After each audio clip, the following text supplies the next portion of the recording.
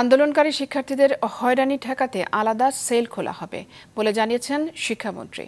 এই বিষয়ে শীঘ্রই আইন মন্ত্রণালয়ের সঙ্গে আলোচনার উদ্যোগ নেওয়া হবে বলেও জানান তিনি। সাম্প্রতিক কোটা আন্দোলনে নিহত বাংলাদেশ ইউনিভার্সিটি অব প্রফেশনালসের শিক্ষার্থী মীর মুগ্ধর পরিবারের সঙ্গে আজ সাক্ষাৎ করতে গিয়ে এমনটাই জানান শিক্ষামন্ত্রী। বলেন, আন্দোলনে নিহত শিক্ষার্থীদের সঠিক সংখ্যা বের করতে কাজ করছে সরকার। শিক্ষা প্রতিষ্ঠান চালুর বিষয়ে মন্ত্রী জানান, শিক্ষার্থীদের নিরাপত্তার বিষয়টি গুরুত্বপূর্ণ।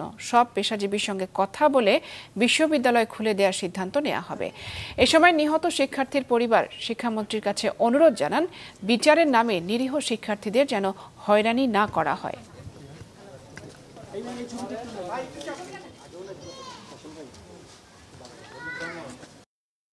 অভিযোগ পাচ্ছি যে কিছু কিছু জায়গায় প্রশাসনিক হয়রানি বা আইনগত হয়রানির একটা আলোচনা এখানে এসেছে। আমরা প্রত্যেকটি ঘটনায় যেই সমস্ত শিক্ষার্থী যদি কোনোভাবে হয়রানির শিকার হয়ে থাকে, আমরা বলবো আমাদের সাথে অবশ্যই যোগাযোগ করবেন। আমরা সকল আইনগত সহযোগিতা এবং প্রক্রিয়াগত সকল সহযোগিতা দিব।